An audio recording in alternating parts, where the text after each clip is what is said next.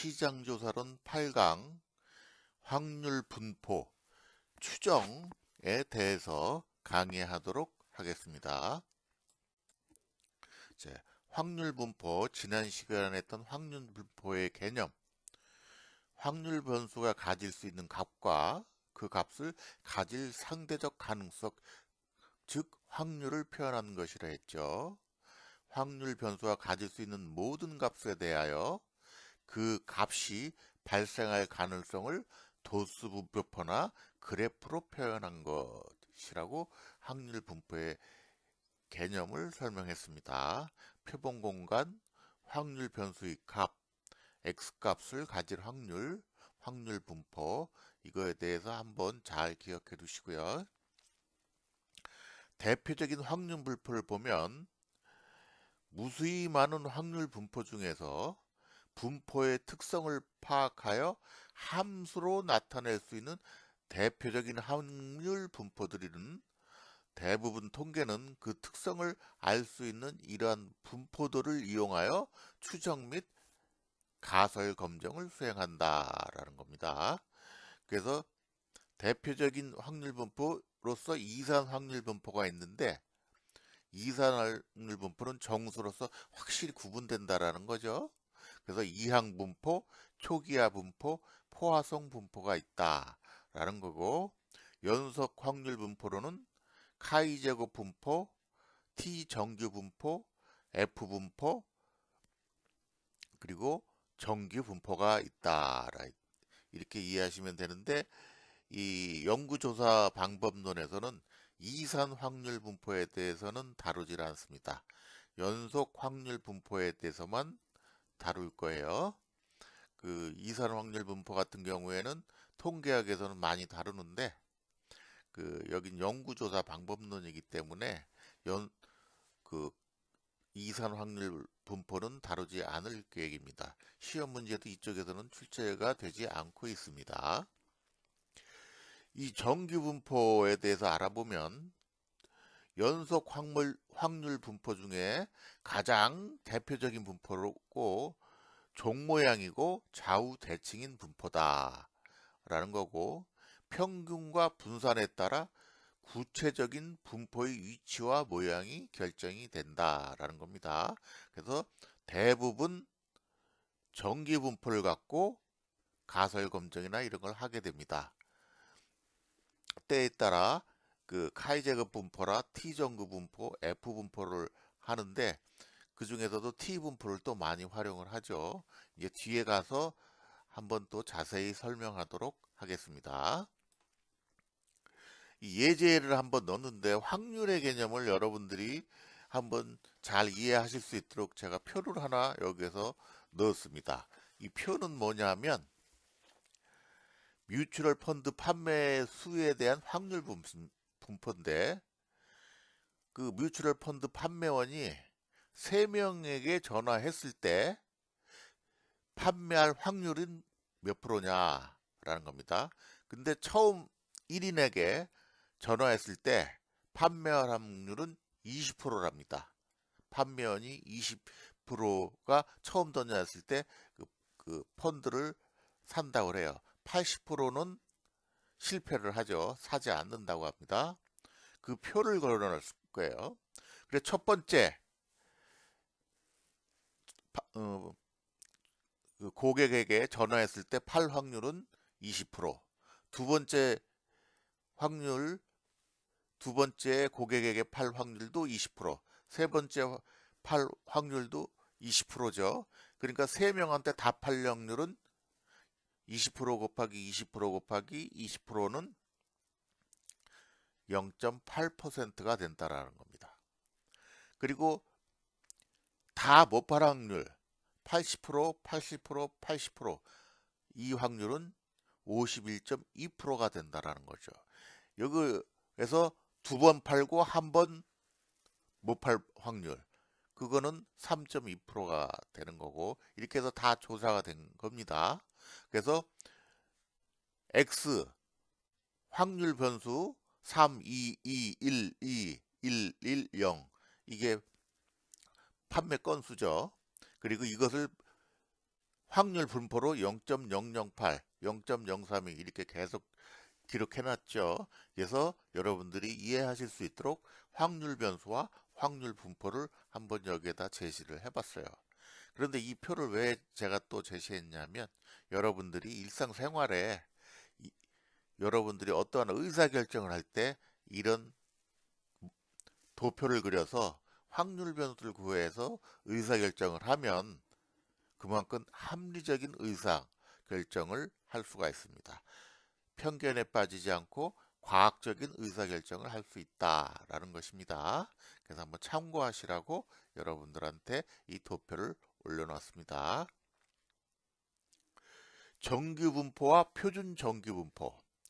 일반적인 정규분포상에서 확률 변수가 특정 구간 내에 값을 가질 확률을 직접 구하기는 매우 어렵다. 일반 정규분포를 표준 편차를 단위로 하는 표준 정규분포로 변환시키면 구하고자 하는 확률 값을 비교적 용이하게 구할 수 있다라는 겁니다. 밑에 정규분포 그래프를 보면 그 U자 같이 생긴 게 그게 평균이라는 개념이에요. 평균을 개념으로 좌우 대칭인 종 모양. 그래서 이 그래프의 크기는 면적의 크기는 1로 한다고 그랬죠. 그래서 그 평균을 중심으로 해서 그 세타 같이 그것을 그 표시 화살표로 표시된 데가 표준 편차의 거리입니다. 그래서 평균을 중심으로 좌우 대칭인 정규분포인데 이것은 회사마다 아니면 어떤 대상마다 다르다라는 겁니다. 정규분포가. 예를 들어서 삼성전자의 TV 생산 시간을 그래프로 그리면 이런 정규분포가 되는데 정규분포가 평균은 50시간이고 거기에 따른 편차를 기록해서 편차는 10입니다. 이렇게 그 정규분포가 파랗게 그려져 있는 거 있죠? 이렇게 돼 있어요. 이렇게 그릴 수가 있어요. 그런데 LG전자는 TV 생산 시간이 평균이 50이라고 할 수가 없죠. 다르겠죠. 뭐 한 45가 될 수 있고 또 편차도 다르게 될 겁니다. 그러니까 LG전자, 삼성전자마다 그래프 모양이 다를 거예요. 정규분포 그래프 모양이 다를 텐데 이거를 표준 표차로 전화하셔가지고 표준화 시킨다라는 겁니다. 표준화 시키면 맨 밑에 그래프가 있죠.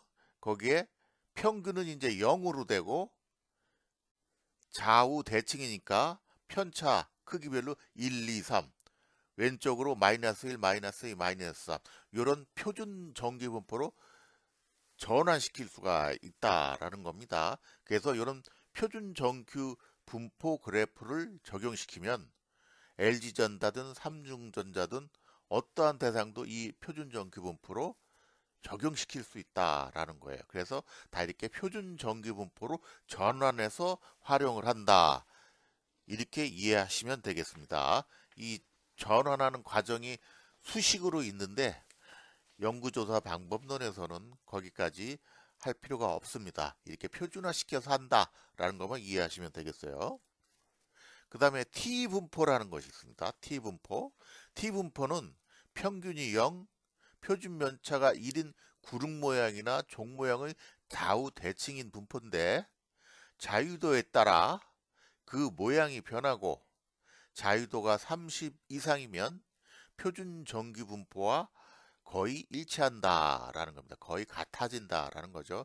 자유도에서 n-1이라고 되어 있는데 n은 데이터 숫자입니다. 데이터 숫자, 표본 숫자라고 생각하시면 돼요. 그래서 표본이 30개가 넘어가면 표준 정규 분포와 거의 일치한다라고 이해하시면 되겠고요. 통계 분석 결과를 얻게 되는 표본 평균을 변수값으로 하는 확률 변수의 분포가 대표적인 T분포다. 이렇게 이해하시면 되겠습니다. 그래서 표본을 추출을 해서 분석을 하게 되면 그거는 T분포를 활용해서 검증을 한다라는 겁니다. 모집단을 할 때는 Z분포를 활용해서요. Z 정규분포를 활용해서 한다. 모집단을 할 때는, 표본을 추출할 때는 T 분포를 한다. 중요한 내용입니다. 그리고 표본의 크기가 30개 이상일 경우 확률 변수 T 분포는 표준 정기 분포와 거의 동일하기 때문에 T 분포 대신에 Z 분포를 사용하여 확률 값을 구할 수 있습니다. 그러니까 30개 이상이면은 Z 분포를 사용하나 T 분포 사용하나 거의 차이가 없기 때문에 Z 분포를 사용해도 된다라는 거죠. 그러나 역으로 표본수가 30개 미만일 경우에는 Z 분포를 이용하여 통계 분석을 할 수가 없습니다. 왜? 숫자가 너무 30개 미만으로 적으면 이처럼 T 분포의 특수한 형태가 Z 분포이므로 T 분포가 Z 분포를 포함한다고 볼 수 있어 통계 분석에서는 Z 분포보다는 T 분포를 주로 사용한다 라는 겁니다. 그리고 값이 제가 해봤더니 거의 차이가 없어요. 30개 넘어도 Z 분포하고 T 분포가 차이가 나는 그 차이가 어떤 차이냐면 자유도가 T 분포에서는 n-1이죠. Z 분포에서는 n입니다. n-1이 아니고 n인데 그 차이 때문에 값이 약간 차이가 나는데 그 30개 이상 표본이 많이 증가하게 되면 그 차이가 아주 미미하기 때문에 T 분포를 주로 사용한다. 이렇게 이해하시면 되겠습니다. 카이-제곱 분포, 카이-제곱 분포라는 것이 있는데 모집단 분산에 대한 가설 검정하고 교차 분석에 유용하게 사용되는 분포다라는 겁니다. 나중에 뒤에 강의에서 카이-제곱 검정이라는 것이 나옵니다. 거기에서 또 자세히 나올 텐데요. 일단 여기에서는 이 정도만 알아두시면 됩니다. 확률 변수는 연속 확률 변수로서 항상 양의 값을 가진다. 0을 기준으로 해서 우측으로만 기울기가 저기죠. 그래프가 그려져요. 왼쪽에는 그려지지 않습니다. 그리고 좌우 대칭이 아니다라는 겁니다. 오른쪽 꼬리를 가진 비대칭이며 자유도에 따라 모양이 변한다. 자유도라는 것은 n-1이라고 그랬죠. 즉 표본 숫자라고 그랬어요. 표본이 많이 증가할수록 그래프가 변하는데 이 표본이 커질수록 자유도가 커질수록 정규 분포에 가까워진다라는 겁니다. 이런 정도를 이해해 주시면 되고요.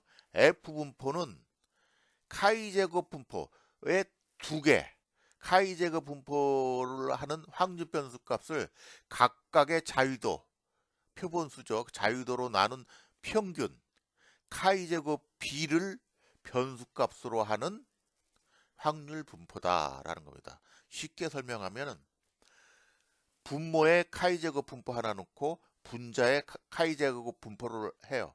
그럼 이게 비율이 나오죠. 이 비율을 보고서 분석하는 것이 F 분포다라는 겁니다. 정규 분포를 이루는 서로 독립적인 두 모집단에서 각각 표본을 추출할 경우 두 집단의 표본 분산의 비를 모집단의 분산의 비로 나눈 값을 변수값으로 하는 확률 변수는 F 분포를 한다라는 거죠. 그러니까 분모의 비율 하나, 분자의 비율 하나, 이 비율 1로 한다라는 겁니다. 그러니까 두 개라는 거예요. 카이-제곱 분포 지수 두 개를 갖고 하나는 분모, 하나는 분자를 놓는다라는 거죠. 그렇게 이해하시면 빠릅니다. 그래서 확률 변수 F는 항상 양의 값을 갖는 연속 확률 분포이고 카이-제곱 분포와 다르게 2개의 자유도, 왜 두 개를 쓰니까 두 개의 자유도가 있습니다. 카이-제곱 분포 두 개를 쓰니까 두 개의 자유도가 있고 2개의 자유도에 따라 분포의 모양이 변한다 라는 거고, 오른쪽 꼬리를 가진 비대칭, 옆에 오른쪽에 그래프 모양이 있죠. 그렇게 비대칭으로 변하고 자유도가 커질수록 표본수가 증가할수록 정규 분포에 가까워진다라는 것을 설명을 하고 있습니다. 그래서 F 분포 모양은 또 이렇게 카이제그 분포와 비슷하죠. 좌우 대칭이 아니고 오른쪽에 꼬리 모양으로 분포한다. 그래서 여러분들이 또 하나 이제 상식적으로 알아둘 게 중심극한 정리라는 말이 있습니다. 중심극한 정리라는 말도 통계에서 특히 정기분포라든가 T분포 이런 그 분포에서 확률 분포에서 중요한 의미입니다. 아직 이 그 분포에서 이 중심극한 정리에 대해서 약술 문제로는 나오지 않았더라고요. 근데 이거 나올 가능성이 굉장히 높은 겁니다. 이 중심극한 정리라는 것이. 한번 제가 읽어보겠습니다. 어떤 분포를 하는 모집단으로부터 추출한 표본이든 간에 표본의 평균은 모집단의 평균을 중심으로 종 모양의 정기분포나 최소한 좌우 대칭인 구릉 모양의 분포를 한다라는 거고, 이런 표본 평균의 분포 특성을 설명하는 이론을 중심극한 정리라고 한다.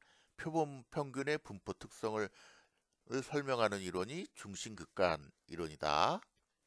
정리다라는 거고, 표본 평균의 분포는 표본의 크기가 작을 때는 구릉 모양, 완만하다라 그러죠. 구릉 모양의 분포에서 표본의 크기가 커질수록 많아질수록 종 모양으로 뾰족하게 된다. 표본이 많이 증가할수록 뾰족하게 분포가 된다라는다. 분포가 된다는 정기 분포에 접근을 한다. 그래서 일반적으로 표본의 크기가 30개 이상이면 표본 평균을 변수값으로 하는 확률 변수는 정규 분포하는 것으로 간주된다라는 겁니다. 30개 이상이면 표본 평균을 변수값으로 하는 확률 변수는 정규 분포를 하는 것으로 간주한다라는 거죠. 정규 분포는 평균을 중심으로 좌우 대칭을 하는 종 모양, 이런 정규 분포를 한다라는 것이 중심극한 정리고, 요 개념을 잘 알아두시기 바랍니다. 그 다음에 추정이라는 것에 대해서 알아보도록 하겠습니다. 추정도 굉장히 중요한 개념입니다. 이 추정에 대해서도 여러분이 이번 강의 시간에 잘 이해하시고 가셔야 합니다. 추정의 정의, 모집단으로부터 추출한 표본의 통계량을 이용하여 모집단의 모수를 예측하는 일련의 과정이다라는 겁니다. 모집단에서 표본을 추출해서 그 표본을 갖고서 계산을 해서 어떠한 값이 나오겠죠. 그 값을 뭐라고 한다 하면 통계량이라고 한다. 통계량을, 이 표본의 통계량을 갖고 이 값을 갖고 모집단이 어떨 것이다라고 추정을 하는 거예요. 이 과정이 일련의 추정의 과정이다. 모수를 예측하는 과정이 추정의 과정이다. 이렇게 하시면 되고, 추정에는 점추정과 구간추정이 있는데, 점추정은 추정하고자 하는 모습의 값을 하나의 수치로 추정하는 것이다 라는 겁니다. 즉 뭐냐면 가 대학교 학생의 평균 키는 168이다 라는 겁니다. 딱 168이다. 맞출 수 있겠습니까? 거의 맞추기가 힘들겠죠. 그래서 통계학에서는 이런 점추정을 활용하지 않습니다. 그래서 통계학에서는 구간 추정을 해요. 추정하고자 하는 모수가 특정한 구간 내에 위치할 확률이 어느 정도라고 추정하는 것으로 모수가 존재하리라 예측되는 신뢰 구간과 그 가능성을 나타내는 신뢰 수준이 필요하다라는 겁니다. 구간 추정을 위해서는. 예를 들면 K대학교 학생 모집단의 평균 키가 164에서 172 사이에 존재할 확률은 95%이다. 이런 식으로 통계학에서는 구간 추정을 활용한다라는 겁니다. 보다 합리적이죠. 그래서 추정 절차를 보면 모집단을 대표할 수 있는 일부를 표본으로 추출하여 분석한 통계량을 이용해서 모집단의 수를 모집단의 모수를 예측하는 일련의 과정이 절차고, 모집단 평균에 대한 정보가 없을 때 모집단으로부터 추출한 표본 평균을 이용하여 모집단의 평균을 추정한다라는 거고, 모집단의 평균이 존재할 것이라고 예상하는 신뢰 구간을 표본 평균과 신뢰 수준, 그리고 표본 평균의 표준 편차, 즉 표준 오차를 이용하여 산출을 한다라는 겁니다. 표준 편차, 즉 표준 오차. 표준 편차는 표준 오차라고도 한다라는 거죠. 이런 과정을 통해서 산출을 하고, 구간 추정은 신뢰 수준을 알아야 되는데, 일정한 신뢰 구간에 모수가 존재할 것이라고 믿는 수준으로 연구자의 믿음 정도다라는 겁니다. 그래서 연구자가 신뢰 수준을 설정을 해요. 근데 대개 사회과학에서는 95% 신뢰 수준, 99% 신뢰 수준, 90% 신뢰 수준, 이 수준으로 신뢰 수준을 설정을 한다. 대부분 95%를 설정을 하죠. 신뢰 구간, 실제 모수가 실제 모수가 있을 것으로 예상하는 구간으로 일반적으로 하한값과 상한값으로 표기를 한다. 신뢰 구간의 크기는 신뢰 수준에 비례한다. 신뢰 구간이 커지면 신뢰 수준도 커진다라는 거죠. 95% 신뢰 구간보다 99% 신뢰 구간이 더 넓다라는 겁니다. 더 크다. 이 얘기를 하는 거죠.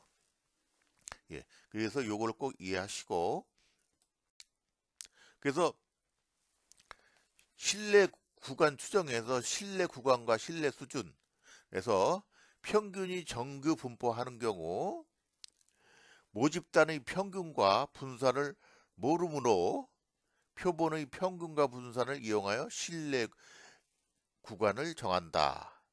신뢰 수준과 호영 오차와의 그 합은 1이 된다라는 거죠. 그래서 이 그래프 전체가 1이니까 1이 된다라는 거예요. 그래서 신뢰 수준이 높아질수록 신뢰 구간은 넓어지므로 허용 오차 수준은 당연히 좁아지겠죠. 신뢰 구간은 신뢰 수준과 비례하고 허용 오차 수준과 반비례한다라는 거예요. 그래서 모평균의 존재를 99% 신뢰 구간으로 하는 경우를 보면 신뢰 수준이 99%이면 허용 오차 수준은 1%가 된다라는 거고, 신뢰 구간의 하한값과 상한값을 임계치라고 한다. 임계치라는 것을 의미 잘 알아두시고요.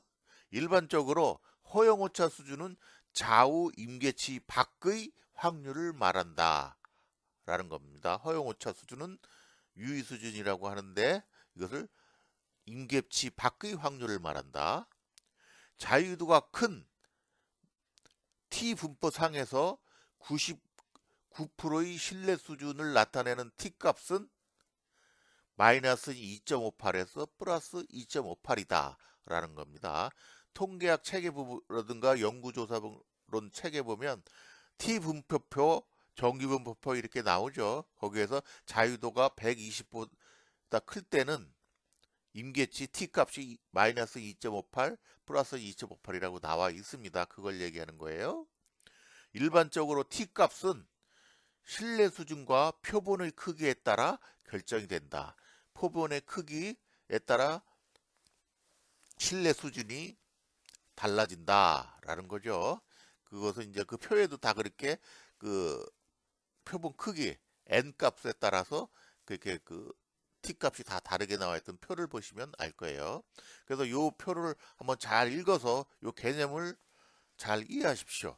이것이 그 가설 검정하는데도 많이 활용이 되고, 그리고 여기에 그 공식 나와 있죠. 그 이 공식도 한번 잘 봐두십시오.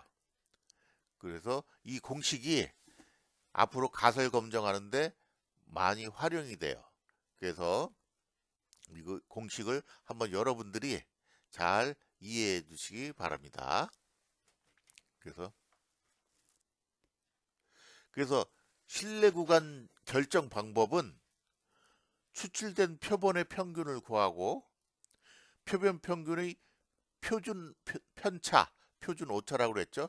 보폭의 길이를 산출하고 실내 수준에 따른 T값을 구하고 표본 평균을 중심으로 표준 오차와 T값을 곱한 만큼인 좌우로 떨어진 값으로 이루어진 구간이 실내 구간이 된다라는 겁니다. 요거 한번 잘 읽어보십시오. 요 개념을 잘 읽어보십시오. 나중에 또 다음 강의나 가설 검정이나 분석에서 또 제가 설명을 하겠지만 요 개념을 잘 이해하고 가야 좀 수월해집니다. 그래서 실내 구간의 크기는 일종의 보폭과 걸음수에 의해 결정된다고 비유할 수 있다. 보폭은 표본 평균의 표준 편차인 표준 원차의 크기를 말한다. 걸음수는 실내 수준에 의해서 결정된다. 실내 수준이 클수록, 즉 허용오차 수준이 작을수록 좌우로 여러 걸음을 걸어 실내 구간을 높일 수 있다라는 겁니다. 실내 구간을 높일 수 있다라는 거예요. 그래서 이 개념을 잘 한번 이해하시고 그 다음 그 강의를 들으시면 매우 수월합니다. 그래서 한번 예제를 한번 또 여기 놨고 그 활용하는 방법을 썼습니다. 표본의 크기 n 허용할 수 오차의 크기와 실내 수준을 고려하여 추출하고자 하는 표본의 크기를 고려하여 산정한다라는 겁니다. 표본을 몇 개를 추출을 할 것인가 라는 것을 결정하는 거예요. 그래서 실내 수준을 고려하여 그리고 오차의 크기를 또 고려해서 표본의 크기를 결정한다라는 겁니다. 그 공식은 모평균을 추정하기 위한 표본의 크기 n은 이런 공식이 있다. W는 허용하는 표본 오차고 요 공식이다라는 겁니다. 그래서 예제를 한번 보시죠. 목재 회사에 한 필지에서 수약할 목재 양의 추정을 하려고 한다. 한 필지에서 목재의 양을 추정을 하려고 해요. 한 필지에서 그 한 큰 나무 단지가 있는데 나무가 심어져 있는 나무 목장이 있어요. 거기에서 그 나무가 크기가 다 다르지 않습니까? 그런데 그 나무 회사가 하루에 생산할 양의 목재를 벌목하기 위해서 몇 개의 나무를 벼야 되는가? 그러면은 나무 크기가 다르니까 이 나무들의 평균 그 지름 같은 거를 알아야 되잖아요. 그 평균 지름을 알고 이렇게 되면 오차를 알고 그러면 몇 그루 이 나무의 평균 두께를 알고 몇 그루의 나무를 별 수 있는지를 산정을 할 수 있어요. 그거를 얘기를 하는데 신뢰 수준은 95%로 99%로 설정을 했다 이겁니다. 나무의 평균 주름이 모수가 표본 평균의 플러스 마이너스 1 허용오차죠. 허용할 수 있는 플러스 마이너스 1 안에 있도록 추정하기로 했단 말이에요. 이 사람이 결정을 했어요. 목재회사에서. 나무 지름의 표준 편차가 6인치라고 합니다. 여태까지 조사해 보니까 나무 지름의 표준 편차가 6인치래요. 그러면서 정규 분포를 따른다고 그랬습니다. 그러면 몇 그루의 나무를 벼야지 그 나무 회사에 하루 일할 분량의 나무를 벌목할 수 있느냐 그걸 구하라 라는 겁니다. 그래서 이 공식에다 대입하면 239 개의 나무를 벌목해야 된다. 표본 크기가 239다 라는 겁니다. 이것이 굉장히 합리적이죠. 과학적인 방법입니다. 이런 식으로 해서 표본의 크기를 결정을 할 수 있다라는 거죠. 요거와 관련된 문제가 2017년도 기출문제입니다. 여러분들 한번 풀어보십시오. 이 문제는 제가 보면 굉장히 어려운 문제였어요. 공식도 써주지 않고 딱 이렇게 놨으니까 공식을 모르면 풀 수가 없죠. 그래서 이 공식은 아까 실내구간 추정에서 할 때 그 공식을 잘 알아두라는 공식이 있었죠. 그걸 변형해서 이렇게 추출해 낸 거예요. 그 공식을 변형해서 이 공식을 만든 겁니다. 그래서 이 공식을 알고 있으면 이 문제를 풀 수가 있어요. 근데 대부분 이 공식을 애우고 다니는 사람은 별로 없잖아요. 통계학을 공부한 사람도 이 공식을 애우기는 쉽지 않습니다. 그런데 이 문제를 냈다라는 거는 이 문제를 좀 대부분이 틀릴 걸 알고 냈다고 볼 수밖에 없습니다. 근데 원리는 간단합니다. 한번 여러분들이 풀어보십시오.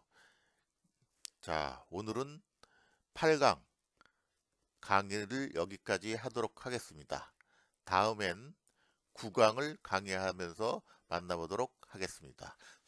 수고하셨습니다.